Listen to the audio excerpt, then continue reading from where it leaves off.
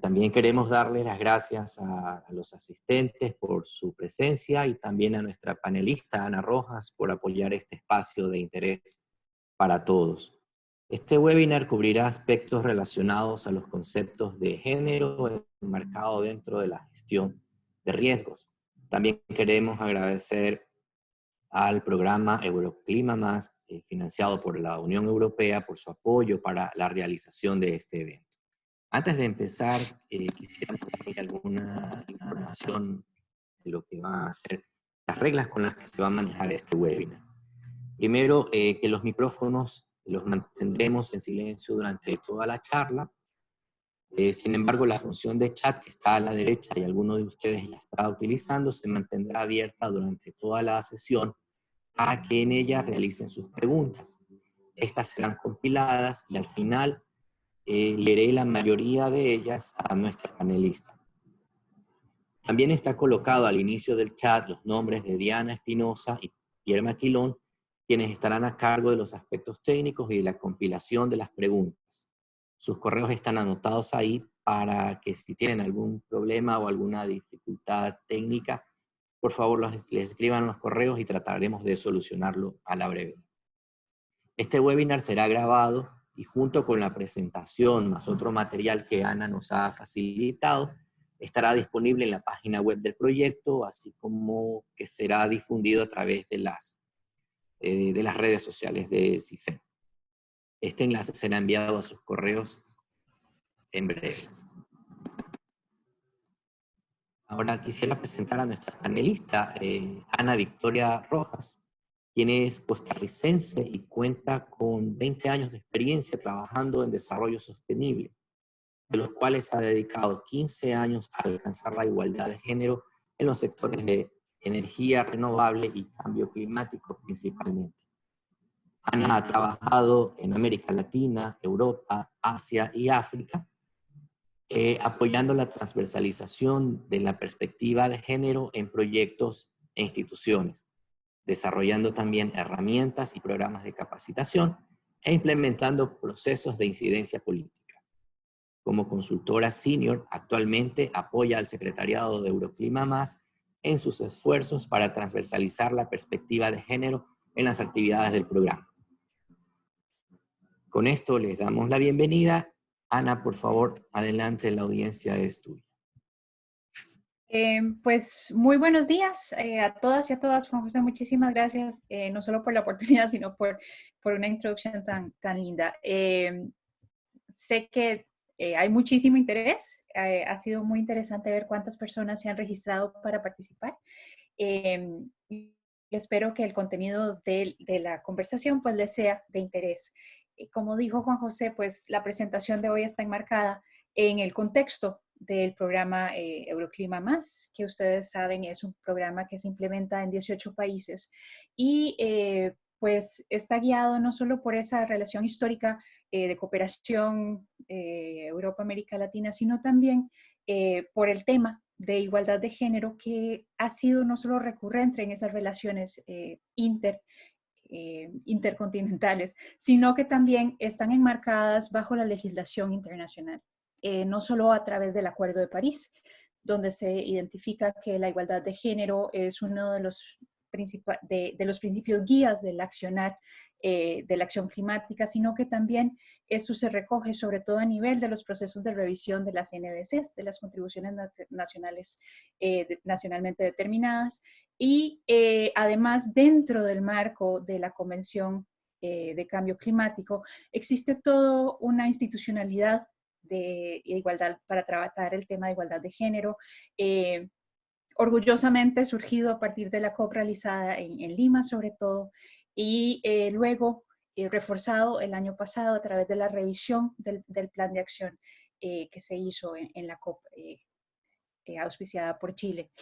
Es importante demostrar que no solo esto se queda en una retórica internacional, sino al menos del mapa que ustedes pueden ver en sus pantallas. Cuando se hizo la primera ronda de NDCs, hubo una gran cantidad de países latinoamericanos que presentaron en sus NDCs también elementos importantes para la transversalización de género. Y es muy posible que ahora en esta nueva ronda de revisión no solo se aumente el contenido de estas NDCs y el tratamiento del tema de la igualdad de género, sino que haya otros países que se vayan viendo en este mapa. Por ejemplo, Chile, que acaba de presentar a inicios de este mes su NDC revisada, tiene la inclusión de la igualdad de género como un principio guía para también ampliar los beneficios generados a través de la acción climática.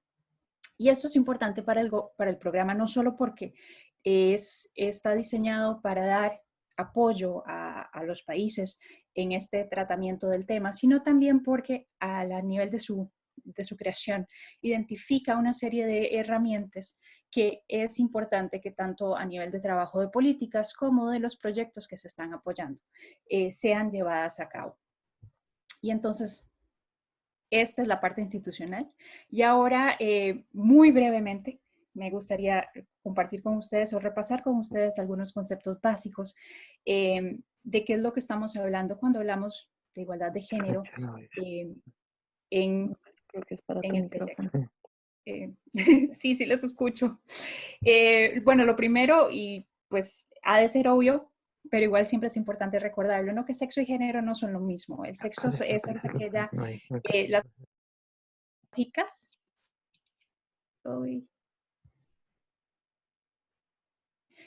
Son características biológicas con las que nacemos, ¿no? Sin embargo, el género son aquellas construcciones sociales de qué es lo que esperamos, qué es lo que, cuáles son esas expectativas de lo que es ser hombre o mujer, ¿no? Entonces, esos estereotipos de que esperamos que las mujeres sean dulces y que esperamos que los hombres sean fuertes, que los hombres no pueden llorar, ¿no? Ese tipo de elementos que nosotros le ponemos encima al ser hombre o mujer, esos son roles de género y son construcciones sociales y por lo tanto pueden ser cambiadas.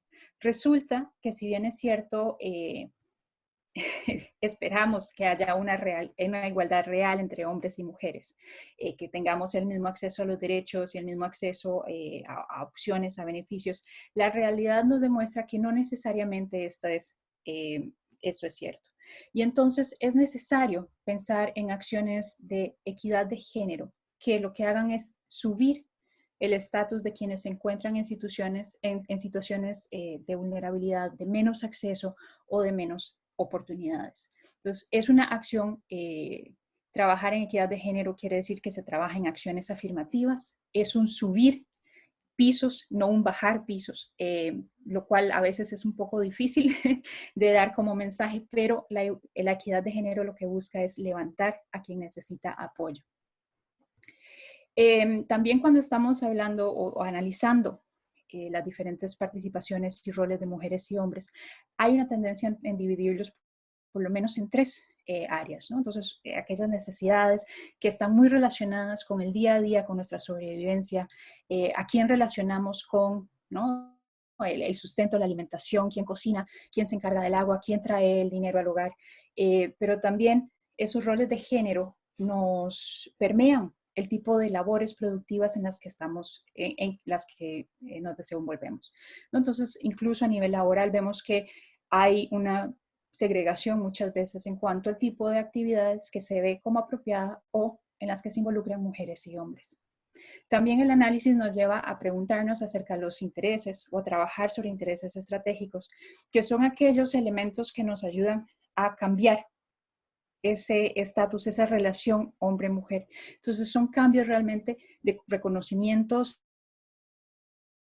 de derechos y de roles. Continuar, nada más la acotación de que el acceso y el control a los recursos pues no son lo mismo, ¿no? Acceso quiere decir que uno puede llegar y utilizar un recurso, pero tener control es absolutamente necesario para poder saber que además podemos tomar decisiones, ¿no? De cómo se utiliza este recurso. Entonces pensemos en el agua, no es lo mismo poder tener acceso a ella porque podemos ir a un predio y extraer el agua, que realmente ser la persona propietaria de ese terreno que puede decidir si lo entuba o no, si lo comparte o no. El tema del empoderamiento, que es una palabra que escuchamos muchísimo y pues que lo que nos, al final lo que busca es que las personas tengan un control real sobre sus vidas, ¿no? Entonces, el empoderamiento es un proceso de acompañamiento, de creación de conocimientos, también de autoestima, que al final derivan en que las personas pues pueden ser más autónomas y tienen más confianza para participar y decidir. Un tema que no necesariamente tiene que ver con género, pero que me parece que es importante para ustedes que están trabajando en el marco de este proyecto, es tomar en cuenta la interculturalidad, ¿no? En nuestra región coexistimos muchísimas culturas, muchísimas etnias, y es necesario estar seguras y seguros que nuestro trabajo realmente está tomando como iguales y está nivelando procesos para las personas de todas estas culturas, que las estamos trayendo a la mesa de manera igualitaria. Y esto es algo que podemos hacer reconociendo que hay interseccionalidades. O sea que a pesar de que ustedes me van a continuar escuchando, posiblemente hablar solo de hombres y mujeres, la verdad es que los hombres y las mujeres no somos un grupo homogéneo a lo interno. Hay muchísimos elementos que determinan si podemos tener acceso a beneficios o si nuestras vulnerabilidades son muchísimo mayores. Tanto nuestra edad, nuestra etnicidad, incluso si somos personas migrantes o no, todos estos diferentes niveles, características, se conjugan para darnos más fortaleza, más resiliencia en nuestras vidas o más bien para situarnos en una situación de mayor vulnerabilidad. Entonces, cuando hablamos de interseccionalidades, hablamos de esa ruptura del binomio, de ver que somos solo hombres o mujeres, sino de una aceptación de que somos más que solo lo que estamos viendo. ¿Y qué tiene todo esto que ver con la gestión de riesgos y de desastres? Seguro se están preguntando a estas alturas. Pues bueno, que si hay diferencias, por ejemplo, en el acceso económico, quiere decir que quienes no tienen estas capacidades tienen también una menor posibilidad de responder, ¿no?, ante los riesgos. Y vemos que en América Latina pues hay una mayor cantidad de mujeres en situaciones de pobreza. Y también, que entiendo que muchos de ustedes trabajan en zonas rurales, pues hay un porcentaje realmente importante de mujeres mayores de 15 años que no tienen sus propios ingresos. Quiere decir que ellas dependen de otras personas, aunque estén trabajando en la agricultura. Pero al considerarse estas actividades como domésticas, pues no tienen forma de luego poder tener acceso a financiamientos externos, ¿no? Es una relación de dependencia que puede incrementar sus vulnerabilidades. La relación también con la propiedad y el acceso a las tierras puede también tener un factor importante en la vulnerabilidad, ¿no? No solo son las mujeres propietarias de tierra en menor cantidad, sino que cuando son propietarias de estas parcelas, son parcelas más pequeñas y que generan menor producción. Entonces, nuevamente vemos que aquí los roles de género, las condiciones de las mujeres, no necesariamente las ponen en una situación de fuerza para poder lidiar con los embates, ¿no?, de los desastres. También hay estudios, hay muchísima información que recalca el hecho de que las mujeres siguen siendo, pueden estar en mayor riesgo, sobre todo cuando hay sequía.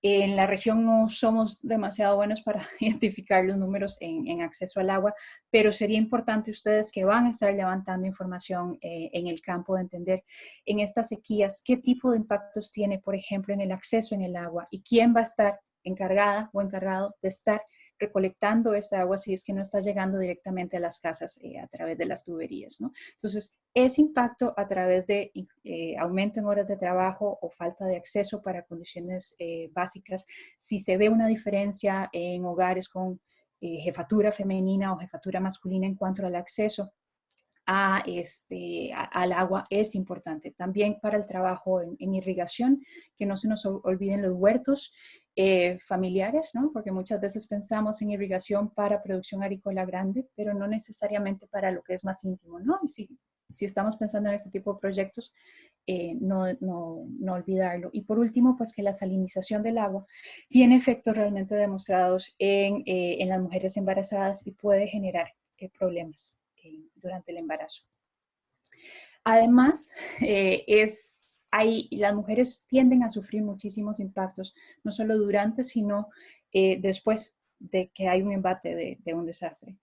Por lo general, mueren más mujeres cuando llega un desastre, y esto sobre todo si estamos hablando de inundaciones, si estamos hablando de huracanes, ¿no? Yo como costarricense tiendo mucho a pensar en el exceso de agua.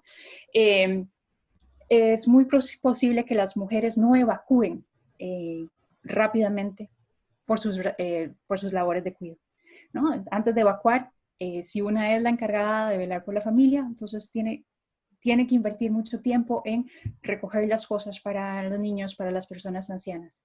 Cuando en Costa Rica, en República Dominicana, cuando se hizo un plan de acción de género, identificaron que esta era una de las situaciones que enfrentaban las mujeres, y entonces como solución diseñaron unas mochilas que pues esperan que las mujeres puedan llevarse cuando es la época de huracanes, ¿no? De manera que no pierdan mucho tiempo en escapar.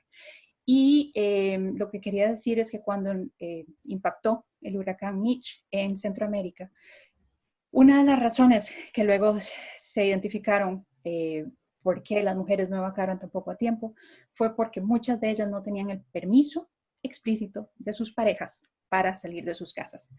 Y aquí pues entonces es importante, ¿no? Ver cómo los roles de género, esas expectativas, incluso de entendimientos de libertades y necesidades, cómo pueden impactar una emergencia. No quedarse en casa esperando a ver si puedo realmente salir o no. Entonces, si ustedes están pensando en sistemas de alerta temprana, tal vez sea también importante saber qué tipo de necesidades o restricciones puede haber de movilidad, incluso en nuestra región, de manera que ustedes puedan tratar este tema cuando se están llevando a cabo las alertas tempranas. Y bueno, pues ahora con el COVID-19, pues estoy segura que en sus países también se habla mucho de la violencia intrafamiliar, pero también es muy posible que haya violencia cuando las personas están en áreas de refugios. Entonces, incluso la forma en cómo se diseñan estos refugios puede, si están bien iluminados, si hay suficiente espacio, reducir la posibilidad de violencia. Ya para ir terminando un poco con todas estas interconexiones, me gustaría pensar un poco acerca de los conocimientos diferenciados cuando estamos pensando en riesgos, pero también cuando estamos pensando en saberes. Y quiero aquí pensar en una parte positiva. En América Latina, las mujeres que logran llegar a niveles universitarios somos muchas, ¿no? Y parece que hay una gran participación también de las mujeres en investigación científica. Mucho del trabajo que ustedes están haciendo es en este tema. Entonces acá es más un llamado a reconocer que hay mujeres científicas y de que es necesario también traerlas a la mesa. ¿Y cómo se les puede traer a la mesa? Bueno, por ejemplo, como panelistas, ¿no? Pensando en cómo ir creando esos espacios, en cómo ir ampliando esas llamadas, ya sea para presentar o para ser parte de los procesos políticos. ¿Por qué? Porque cuando estamos todos, entre más personas estemos sentadas en la mesa, pues es más fácil identificar diferentes prioridades, diferentes puntos de vista y al final tener decisiones que sean muchísimo más robustas, muchísimo más coherentes. Y entonces, ¿qué pasa? ¿No? ¿Cuál es la oportunidad de trabajar con una perspectiva de género? Bueno, que les va a ser posible recolectar mayor información acerca de las vulnerabilidades, porque es mucho del trabajo que están haciendo ustedes, de las personas. Y con esta base de datos, ¿no? que tiene no un único nivel, sino muchos niveles, es más posible que ustedes puedan diseñar planes de gestión de riesgo donde entienden de mejor manera las prioridades y las capacidades de estas comunidades o regiones en las que están trabajando, pero también entender solo el mapeo de riesgos y la evaluación de pérdidas económicas. Muchas de las actividades económicas de las mujeres suceden en sectores informales o están relacionadas con extensiones de actividades de la casa. A mí no se me olvidó un ejemplo que escuché en México de una señora que cuando estaban evacuando estaba desesperada solicitando que por favor también pusieran en el camión su lavadora, ¿no? Y uno primero podrá decir, bueno, pero ¿por qué? O sea, ¿Por qué la lavadora, no? Bueno, porque se dedicaba a lavar ajeno, diríamos en Costa Rica. Y para ella, pues perder ese electrodoméstico, para nosotros solo un electrodoméstico, para ella significa perder sus entradas, ¿no? Entonces, incluso para entender cuáles son esas evaluaciones de pérdidas, es importante saber cuáles son esos trabajos, esas divisiones que estamos teniendo entre laborales entre mujeres y hombres. Y finalmente, si hemos recorrido, si tenemos mucha información que utilizar cuando analizamos las posibles respuestas que damos a una situación, pues también incrementamos nuestra credibilidad y la rendición de cuentas. Tenemos muchísimo más elementos para informar qué es lo que está pasando o por qué hemos tomado una decisión. Y entonces, ¿qué tiene todo esto? Viene a caer en lo que es la transversalización, ¿no?, de la perspectiva de género, que dicho en palabras sencillas es preguntarnos a cada momento, desde que estamos desarrollando la prefactibilidad de un proyecto, la línea base, la construcción, ¿no?, de estas ideas, desde ese momento preguntarnos cuáles son esas diferencias entre mujeres y hombres, ¿no? ¿De qué manera las actividades que estamos diseñando están impactando positiva o negativamente a unas personas o a otras? Y integrarlo todo, ¿no? Utilizar esa información desde el inicio para identificar objetivos reales, para identificar actividades y para monitorear, para revisar si vamos por buen camino. En el trabajo que están haciendo ustedes, pues también esto sería un llamado para invitarles a que cuando están haciendo este análisis no se queden solo en el binomio hombre-mujer, sino que también investiguen. Ustedes que trabajan mucho en la ciencia, ¿no?, que investiguen, vayan un poco más a fondo en esa fábrica social que tenemos y ver qué elementos pueden ir aumentando la vulnerabilidad de los grupos metas.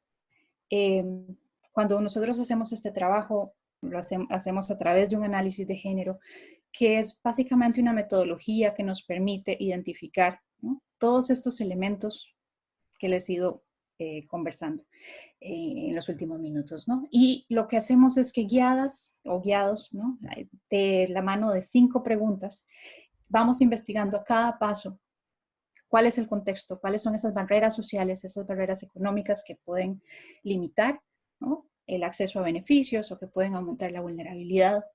Siempre es entender quién hace qué, quién tiene acceso a qué tipo de recursos, quién está tomando decisiones, porque no necesariamente la persona con quien estamos hablando es la que toma al final una decisión, y quién se está beneficiando. Asumir que todas las personas se benefician por igual no es correcto, ¿no? Siempre va a haber alguien que tiene más posibilidad de entender. Si estamos utilizando información muy científica, vamos a dejar por fuera a personas que no necesariamente tienen ese conocimiento. Entonces, ¿quién estamos beneficiando? Como parte del apoyo, ¿no?, del programa Euroclima Más hacia los proyectos, pues se diseñó una caja de herramientas para guiar un poco esa transición entre el análisis de género que les acabo de brevemente presentar, un poco más aplicado a los proyectos de los 6 sectores en los cuales se trabaja el programa, ¿no? Entonces, si ustedes han tenido posibilidad de accesar o de ver la caja de herramientas, van a ver que tiene 2 secciones. La primera es una muy general, ¿no?, para todos los proyectos del programa, donde se va a través de preguntas guías viendo en una introducción de qué son estos elementos que se necesitan. Y también atención hacia el análisis institucional, porque si una institución va a empezar a trabajar el tema de igualdad de género en sus proyectos, pues es importante saber si se cuenta o no con todas las capacidades a nivel técnico, de experiencia, pero también herramientas institucionales que permitan recabar esta información. La segunda parte de la caja de herramientas es ya dedicada en específico a cada uno de los sectores. Y ustedes, pues para el sector de gestión de riesgos y desastres, pues se ha hecho tomando en cuenta las propuestas que habían, pues al menos 4 pilares de identificación de elementos de análisis que también están acompañados de preguntas guías y de sugerencias, ¿no?, ideas de acciones que se pueden llevar a cabo a nivel de proyecto. Lo más importante, y en esto quienes me han escuchado en otras capacitaciones o apoyos a proyectos, la recolección de datos desagregada por sexo como mínimo es la base de todo el trabajo que se hace. Sin esta información no es posible luego llevar a cabo un análisis para entender en el contexto cuál es la diferencia o el objetivo que podemos llevar a cabo, ¿no? Si lo que estamos es intentando mejorar la comodidad, el bienestar de las personas, si es posible pensar en mejorar elementos de productividad, o si da el contexto y el tiempo para trabajar en ese empoderamiento, en ese cambio de esquemas y relaciones. O si se está trabajando en género por un asunto de eficiencia, ¿no? Porque estamos identificando esas barreras para la implementación. La caja de herramientas también pues tiene una serie de una pequeña sección acerca de indicadores, sobre todo para quienes están participando a nivel de proyecto. Me gustaría resaltar que los indicadores no son solo los que están mencionados ahí, no son solo aquellos de producto, ¿no? Que son aquellos que son realistas, que son medibles, sino que también hay un llamado en el reporte que se hace bajo este proyecto a poner atención al proceso, ¿no? A cuáles son esas etapas que estamos llevando a cabo para demostrar que nuestro proyecto no solo está haciendo un conteo de cabezas de hombre y mujer que están llegando a un taller determinado, sino que realmente se está tomando pasos, por ejemplo, para invertir en la capacitación de las personas del equipo de campo, para entender como institución cuáles son esas herramientas que se necesitan utilizar para generar bases de datos diferenciadas. No les voy a leer lo que está acá, ustedes van a tener la copia de la presentación, pero es para darles el indicio de que también en esta caja de herramientas hay una serie de ejemplos de indicadores que pueden ser utilizados para medir el progreso de sus proyectos. Y también una indicación de que la desagregación como mínimo ha de ser a nivel hombre-mujer para cuando estén reportándose en este proyecto, y también que por el tipo de herramienta que se utiliza a nivel de programa, como mínimo es importante recordar que hay que presentar esta información para beneficiarias, personas beneficiarias directas y personas beneficiarias indirectas. Ya de ahí en fuera, todas esas otras interseccionalidades que ustedes deseen poner encima, ¿no? Sumar, son bienvenidas, ¿no? Pero entonces recordar que cuando ustedes no solo están recolectando la información, sino que también están reportando sobre sus resultados, que hay que mantener la desagregación. El trabajo de transversalización de género en realidad es un ejercicio en coherencia y en consistencia, porque siempre tenemos que estar no solo desagregando la información, sino utilizando esa información desagregada para analizar, para entender el contexto y para ver si es posible identificar actividades correctivas o no. Finalmente, quisiera presentar esta filmina, que la caja de herramientas también presenta una herramienta de autoevaluación para los proyectos. Parece que ha sido muy bien recibida esta herramienta de autoevaluación y identifica 8 elementos, ¿no? del ciclo de proyecto, que son los que ustedes ven ahí, y está aparejada con una serie de preguntas guías. A través de trabajo que se ha estado haciendo con otros, con este proyecto y con otros, la matriz ha sido ligeramente modificada y espero que puedan ver un poco acá todavía la pantalla. Y la modificación que les estoy presentando es para enseñar que esta matriz también puede ser utilizada como, por ejemplo, un ejercicio de planificación. Entonces, si ustedes desean saber si se ha identificado la información correctamente como línea de base, hay por lo menos un par de preguntas que ustedes pueden revisar y determinar si sí han sido implementadas o no. Y si no han sido implementadas, pues lo lógico es ver de qué manera, con qué otro tipo de actividades podrían ustedes recopilar esta información, quién es la persona, la institución que es la encargada de recopilar esta información, y en su planeamiento, cuándo tiene que suceder, ¿no? Y así, como les digo, la línea base, pues se puede hacer con la identificación de objetivos y de indicadores, porque si no escribimos y no verbalizamos cuál es esa meta que queremos tener, es muy posible que no lleguemos. Y también, ¿qué es lo que por lo general pasa cuando, o veo que pasa cuando apoyo la evaluación de proyectos? Es que muchas veces decimos en el objetivo, ¿no?, qué es lo que queremos hacer en términos de alcance, de beneficios a mujeres y hombres, pero cuando pasamos a la parte de ejecución, como que se nos olvida que todos esos objetivos requieren de actividades, ¿no? Requieren también de un componente presupuestario. Muchas veces se dice que se va a trabajar en género, pero no recordamos que hay personas especializadas en el tema y que hay que traerlas como parte del equipo. O que puede haber otros costos, por ejemplo, relacionados a la ejecución de talleres, ¿no? Si tenemos que traer a más personas porque la movilidad de las mujeres implica, o las relaciones de cuidado implica que tienen que viajar acompañadas de alguna otra persona, ¿no? Entonces, todos esos elementos tienen que estar incluidos no solo en el objetivo, sino que también tenemos que pasarlo a esas capacidades institucionales y a ese presupuesto. Y finalmente, en la comunicación también, ¿no? Entonces, no solo quedarnos un poco en ese ámbito de objetivos, sino en la manera en cómo estamos comunicando, nos estamos comunicando con las comunidades, ¿no? Entender cuál es el lenguaje que entiende mejor.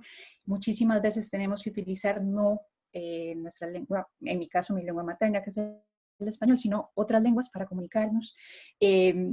Y también ser cuidadosas y cuidadosos que cuando estamos utilizando el lenguaje, intentar ser tan inclusivos como sea posible, reducir a través de nuestra comunicación también estereotipos, ¿no? O incluso hacer comentarios no apropiados, ¿no? Entonces, todos esos elementos que también tienen que ver con la comunicación hacia las personas con quienes trabajamos, hay que tomarlas en cuenta. Y a la hora del reporte, no olvidarnos, como les decía yo, de también compartir esos pasos, esas experiencias y esas lecciones aprendidas de cómo hemos ido trabajando con otras personas. Y ya con esto, pues, quiero agradecerles por su atención. Espero más o menos haber estado en tiempo y creo que ahora pasamos a la sección de preguntas y respuestas. Ana, muchísimas gracias por tu tan interesante charla. Antes de las preguntas, quisiera mencionarles que acabo de colocar en el chat el archivo que mencionaba Ana sobre esta matriz, esta hoja de verificación de indicadores, que igual va a ser compartida, como les indicaba al inicio, junto con la presentación de Ana y la grabación de este webinar, para que puedan utilizarlo. Entonces, bueno, abrimos el espacio de preguntas, que por la cantidad de personas que están participando, lo haremos a través de texto en el chat. Muchas gracias.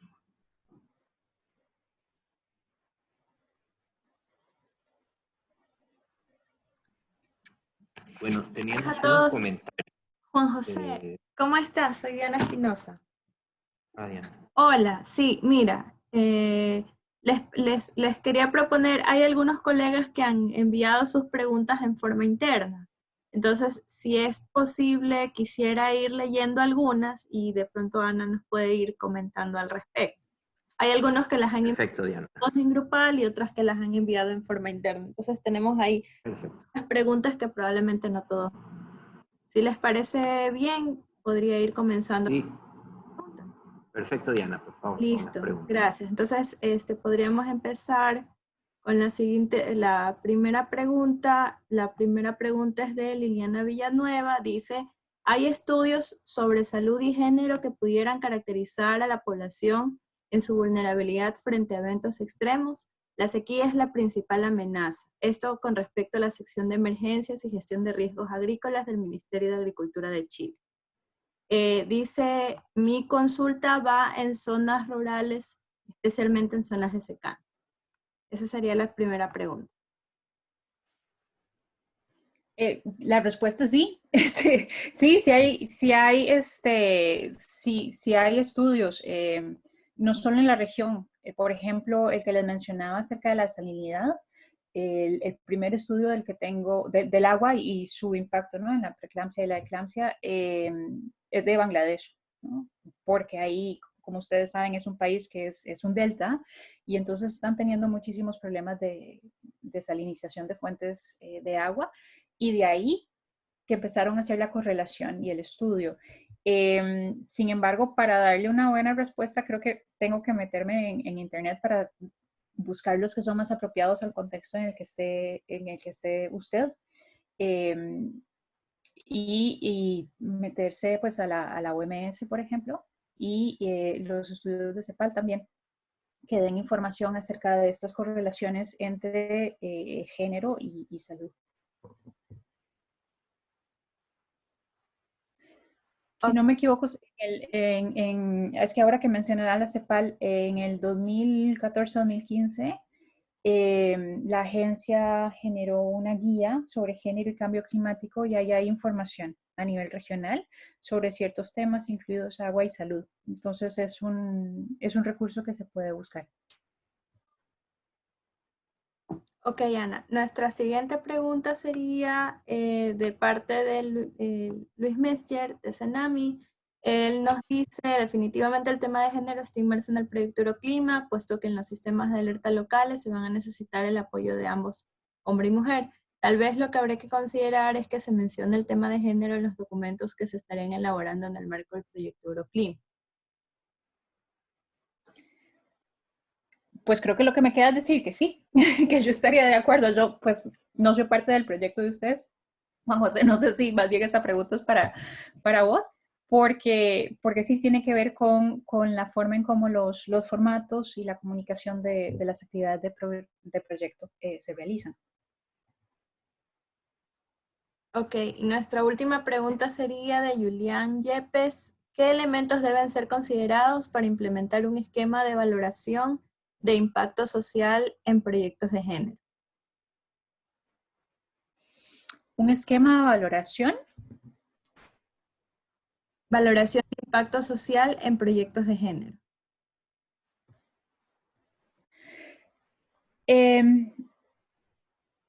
Pues lo primero es que hay que estar, diría yo, que hay que iniciar por hacer esas preguntas para entender cuáles son las actividades económicas, las actividades, tanto las económicamente remuneradas en el sector formal como en el sector informal, ¿no? Y también tener muy claro qué estamos valorando, o sea, y cuáles son esas características, por ejemplo, para que las personas puedan tener acceso a un beneficio luego de un impacto. Estoy pensando en un ejemplo que vi de la región centroamericana, donde luego de hacer un estudio de valoración de pérdidas, se dieron cuenta que en Centroamérica hay muchísima migración. La migración está volviéndose un problema. Entonces, están quedando las personas adultas mayores a cargo, ¿no?, de las familias, porque las personas adultas están migrando. Y entonces las mujeres adultas mayores encargadas de sus nietas, de sus nietos, no estaban calificando, por ejemplo, para tener acceso a ayuda para mejorar infraestructura, porque no necesariamente estaban calzando, ¿no?, en ese esquema tradicional de jefatura de familia.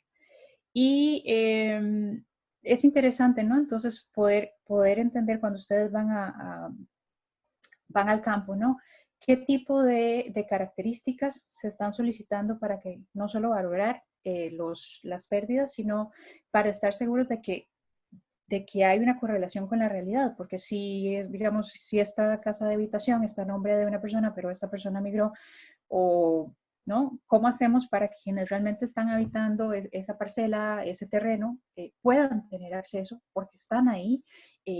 Si son las personas que obviamente tienen el derecho de estar en esta parcela, ¿cómo les estamos ayudando para recuperar sus bienes, ¿no? Entonces hay que pasar por ese entender quién está haciendo qué, cuáles son esas pérdidas, cuáles son esos elementos que no se van a poder recuperar, y incluir toda esta información en el desarrollo de los esquemas de pagos, de valoración.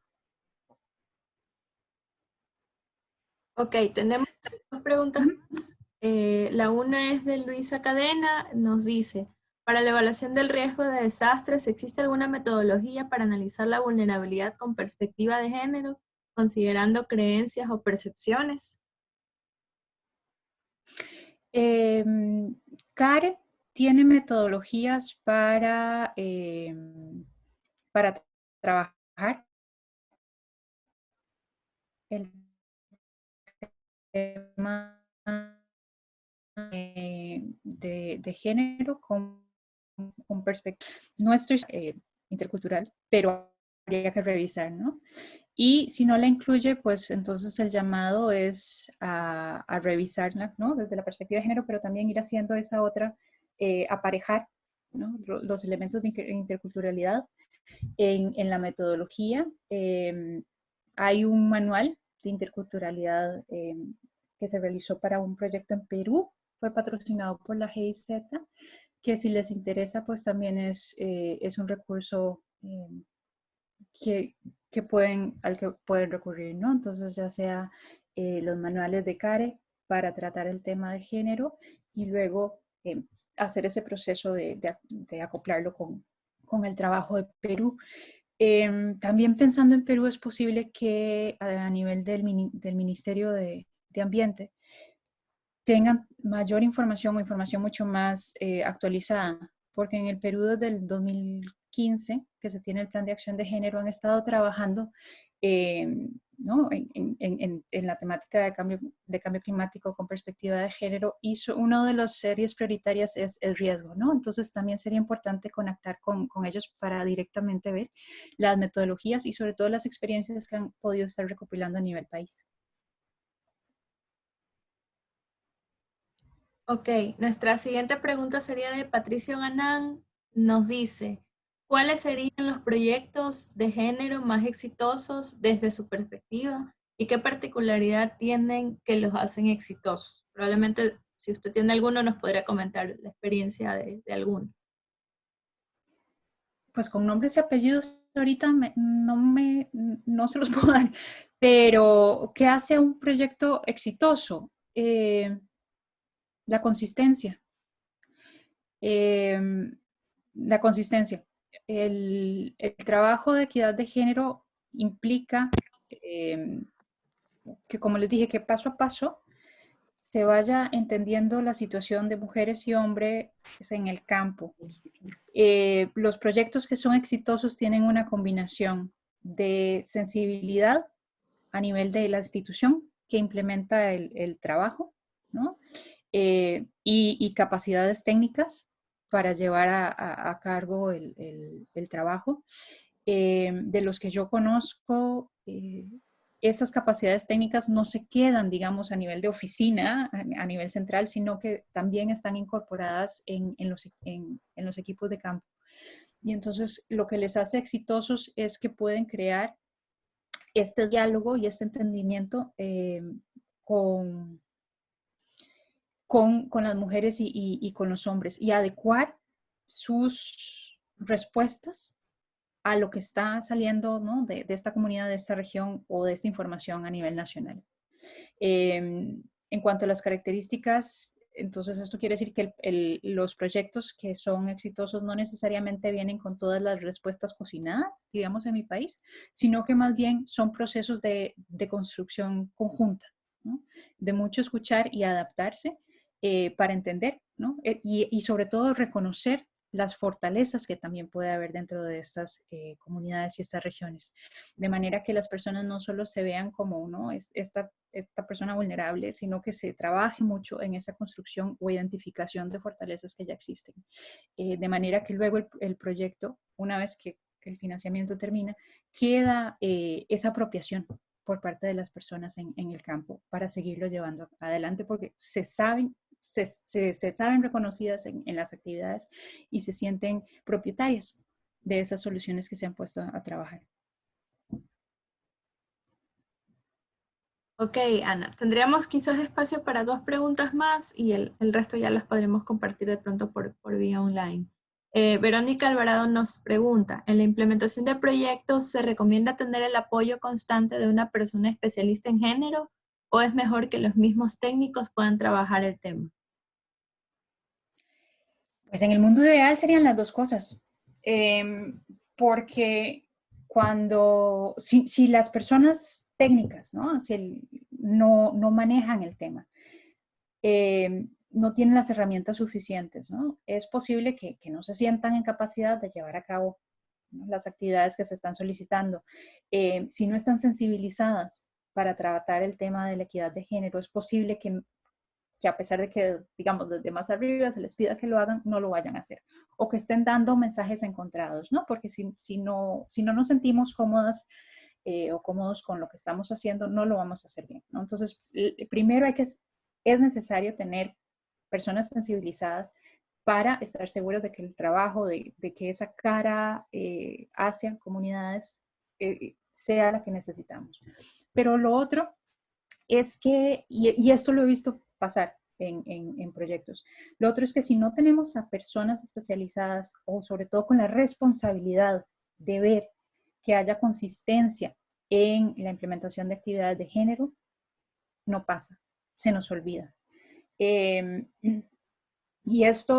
de ahí también pues un llamado a que cuando ustedes están como institución encarando proyectos de igualdad de género, que revisen, ¿no?, esa responsabilidad. Es quién es. Tenemos un punto focal de género, por ejemplo, que es esta persona que está viendo que las actividades se lleven a cabo, o es responsabilidad de la persona que coordina el proyecto, ¿no?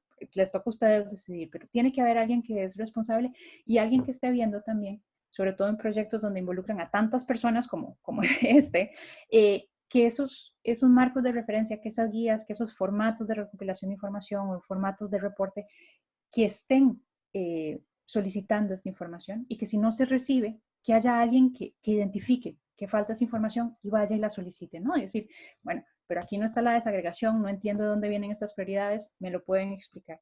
Y entonces, por eso es que es importante tener las dos cosas. Alguien que esté revisando ese monitoreo y un equipo que esté en capacidad de llevar a cabo las actividades. Ok, Ana. La siguiente pregunta sería de parte de Cenami, Karim Quevedo, de Cenami Perú. La caja de herramientas propuesta nos permite asegurar la incorporación del tema de género en un proyecto, pero ¿existe alguna propuesta metodológica o análisis para medir el impacto de las acciones del proyecto, considerando que éstas pudieran ampliar o reducir brechas? Si le entiendo bien la pregunta, la intención es entender si las actividades de proyecto amplían o cierran brechas. En buena teoría, la verdad es que no he visto nada que lo contradiga, pero en buena teoría, si uno ha hecho el levantamiento de línea base, ¿no?, de forma desagregada, uno ya sabe cuáles son esas brechas. Uno sabe si la brecha es de acceso a educación. Uno sabe si la brecha es acceso a financiamiento, si la brecha es acceso a conocimientos, ¿no?, de manejo de semillas. Por ejemplo, si la brecha es de acceso a información, ¿no? Si viene la alerta temprana, ¿la escucho o no? Porque solo las personas que están en la urbe, en el centro del pueblo, lo pueden escuchar o yo también puedo tener acceso, ¿no? Entonces, si hacemos bien la tarea de recolección de datos durante la línea base y usamos honestamente esa información para diseñar las actividades del proyecto, no es posible aumentar las brechas. Porque la diferencia entre un proyecto género neutral, que no existe, pero que son los proyectos que empiezan y dicen, nosotros vamos a dar igual beneficio a todas las personas porque la tecnología, porque la actividad que estamos de diseminación de información es la misma y todo el mundo se va a beneficiar igual. Esos no se han dado la tarea de entender cuáles son las brechas. Pero si ustedes se dan a la tarea de entender esas diferencias, ¿no?, en acceso a información, en alfabetización, en recursos económicos, las actividades, entonces, de respuesta, tienen que ir aparejadas a esas. ¿no? Que si hay que cerrar brechas de capacitación, entonces, bueno, ¿cuáles son esas actividades que pueden ustedes hacer para aumentar conocimientos a niveles locales, ¿no? Entonces, y como ustedes ya tienen el tema también en el monitoreo, ¿no? A mitad de camino, al primer cuarto, al tercer cuarto, ustedes van viendo si esas brechas están realmente cerrándose o no. Entonces, en principio, si uno está haciendo el proceso realmente de transversalización de género, quiere decir que ustedes parten de la información adecuada y tienen la capacidad de ir monitoreando para ir, además, dentro del proceso de implementación, corrigiendo, ¿no? De manera que si ven que hay algo les está fallando en la relación hombre-mujer, que puedan, no al final, sino de inmediato, ir haciendo esos ajustes. Creo que tendríamos tiempo para una pregunta más, me parece. Tenemos una pregunta de... Se me fue, perdón. Se me fue un segundo. Estefanía Aguayo dice, ¿qué información se debe recopilar en la línea base?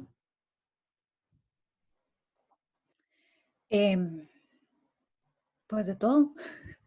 De todo. Ahí sí que lo referiría a la caja de herramientas, porque lo mínimo, como les dije yo en la línea base, tal vez me voy a aprovechar de que todavía les estoy compartiendo mi pantalla. Hay ciertos mínimos, pero yo diría que como mínimo hay que saber, ¿no? El quién, cómo, el cuándo, ¿no? Entonces, por ejemplo, desagregar cuáles son esos impactos que están teniendo los desastres naturales sobre el tiempo y el uso, las actividades de hombres y mujeres, ¿no? ¿En qué medida estas actividades de subsistencia están siendo impactadas? ¿Y quién estaba realizando esas actividades de subsistencia?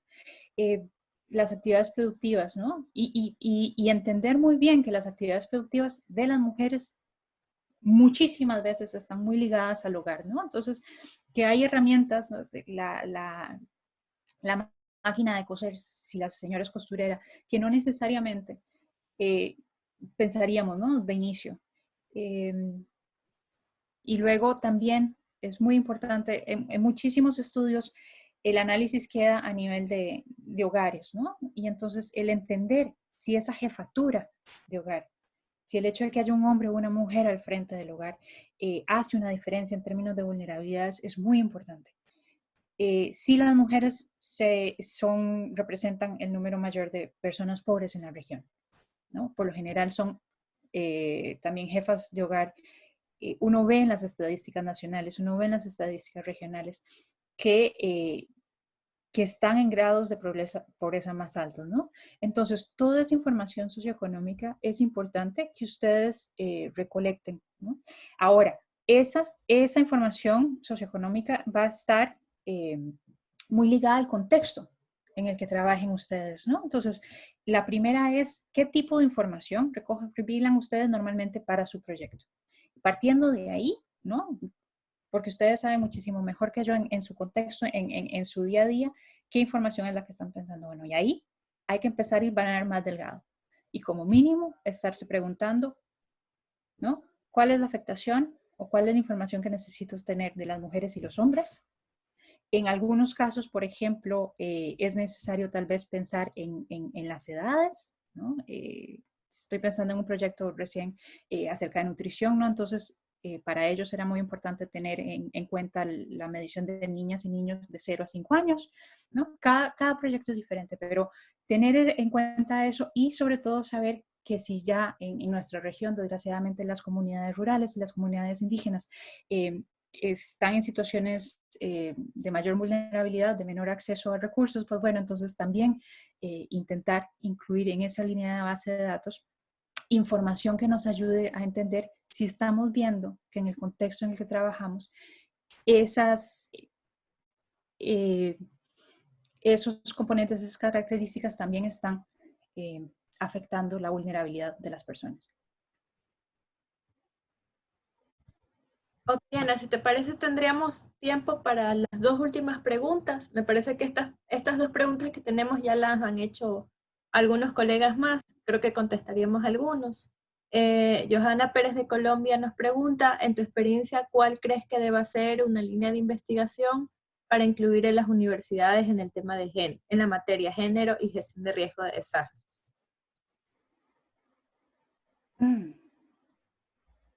Ahora sí que me dejaron pensando.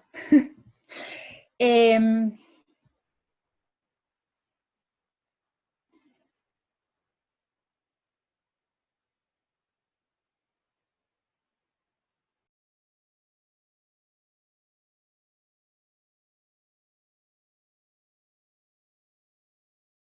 género en el currículum completo, ¿no? Porque claro, una empieza pensando en la línea base, ¿no? En la recolección de datos, porque sin esa información no salimos adelante. Pero también sería muy importante, ¿no? Entonces, ¿cómo están las comunidades preparadas? ¿No? Esa relación hombre-mujer dentro de las comunidades. Pero sobre todo, sería muy interesante, como les estaba hablando, de qué pasa, de las razones por las cuales las personas, por ejemplo, no reaccionan igual. ¿No? Lo que les estaba diciendo de por qué las mujeres, por ejemplo, no necesariamente evacúan en un momento, ¿no? Cuando se les llama, ¿no? ¿Cuáles son esos elementos que les hace quedarse atrás? Pero también tener una mejor información, tal vez a nivel país, de cuáles son esas otras condiciones de nivel de pobreza que pueden ir aumentando las vulnerabilidades. Y el tema del agua es un tema que se nos viene como región, ¿no? La sequía cada vez veo yo que es más, o al menos en mi país, que estábamos tan acostumbrados a las lluvias y ahora cada vez pues hay menos, ¿no? Y entonces ver cuál es ese impacto a nivel de hogares, a nivel de tiempos, ¿no? Y a nivel de prioridades. Porque vemos, por lo general, cuando estamos pensando en actividades, vemos que las personas, ¿no? Las actores más grandes tienen la voz más cantante en los procesos de diseño de iniciativas, y entonces es importante que en esos procesos de gestión de riesgos entender cómo hacer para dar voz también a esas personas que lo que están es viendo con su subsistencia, ¿no? Espero que me esté dando a entender, pero si yo pudiera tratar esto a nivel de investigación, sería mucho esa recopilación de datos de campo eh, para poder tener mayor conciencia de lo que realmente está pasando en la región. Si yo los pusiera a investigar, sería eso. Eh, Accesos al agua, horas de trabajo por sequía, reacciones cuando vienen las inundaciones, ¿no? Accesos a la información, entendimiento de la información, si se están utilizando las imágenes, lenguaje apropiado. Eh, Todo eso me parecería riquísimo, y si desde una universidad se pudiera hacer sería maravilloso, ¿no? Como parte de las tesis o de los trabajos de campo de las muchachas y muchachos. Ok, Ana, tendríamos la última pregunta y ya con esto podríamos ir cerrando. Es de Corsini Solano. Nos dice, ¿cómo fortalecer el tema de empoderamiento en talleres de género? ¿Existe alguna metodología? Sí, pues hay varias. Lo más importante es que el empoderamiento no se hace solo en un único taller, porque es un proceso, ¿no? Es un proceso largo. Entonces, lo que se hace es utilizar herramientas para, por ejemplo, visualizar el valor de las personas. Eh, a las mujeres, pero tal vez también a otras personas por su condición social, han recibido durante muchísimo tiempo mensajes de que no valen lo mismo que otras personas, ¿no? Entonces, ese es un proceso que hay que ir cambiando, y hay varios ejercicios a nivel de taller que se pueden hacer, de reflexión, de reconocimiento de esos valores, pero también ¿no? Como ser humano, como persona que tenemos. También ayuda muchísimo el invertir en la creación de saberes, ¿no? Porque le damos muchísimo, es muy posible que no expresemos lo que pensamos en algunos escenarios porque sentimos que no tenemos la capacidad o los instrumentos necesarios a mano para decir algo, ¿no? Y entonces lo que uno ve en procesos tanto de empoderamiento como de nivelación en procesos políticos es invertir en generar conocimientos, en entender derechos también y en acompañamientos. Por ejemplo, en grupos de mujeres acompañando a otras mujeres, la presentación de modelos a seguir, ¿no? De personas a las que podríamos aspirar. Entonces, todas esas herramientas, ¿no? de acompañamiento, de poder compartir, de sentirse acompañadas, no aisladas, todo eso en un proceso es lo que puede devengar luego en el empoderamiento, ¿no? En ese dar valor y en ese sentirse afianzadas y afianzados en conocimientos y posibilidades.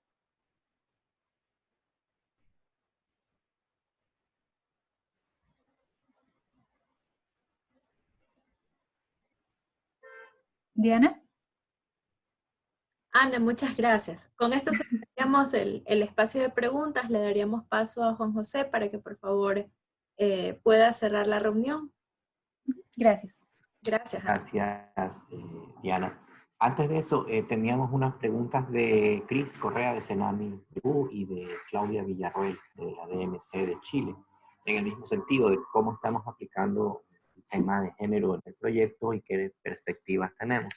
Hasta ahora, realmente ha sido básica, porque hemos estado concentrados en una parte de capacitación a los servicios meteorológicos y en donde lo que hemos hecho es la típica que mencionaba Ana en su presentación de desagregar entre la participación de hombres y mujeres. Creo que pudimos haber hecho algo más que sería insinuar o mencionar que el proyecto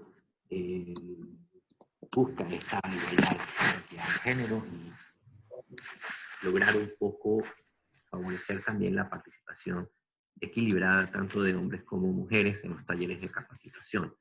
Hasta ahora el promedio que podría mencionar es 30% mujeres, 70% hombres en cuanto a participación en talleres de capacitación. Eso creo que podemos mejorarlo en los siguientes que se vengan, aplicando alguna de las sugerencias que Ana nos comenta.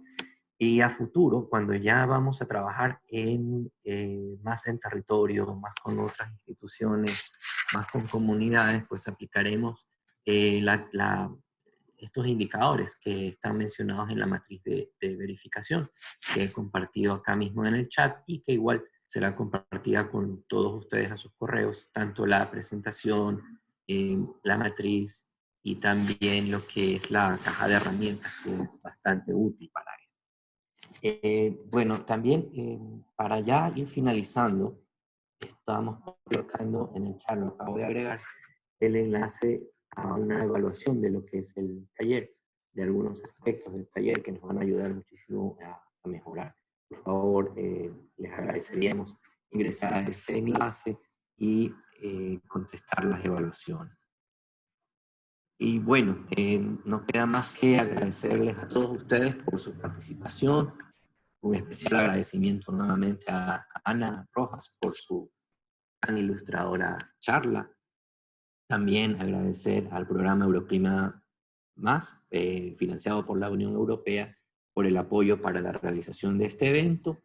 Y nuevamente recordarles que este webinar, la presentación y todo el material estarán colocados dentro de la página web del proyecto y además todo lo que les mencionaba que será enviado a sus correos electrónicos. Entonces, nuevamente agradecerles a todos, desearles que tengan un buen día y estemos pasando estas cuarentenas que creo que es global de la mejor manera posible y que todas sus familias y ustedes se encuentren bien. Nos vemos en una siguiente ocasión. Muchas gracias y buen día.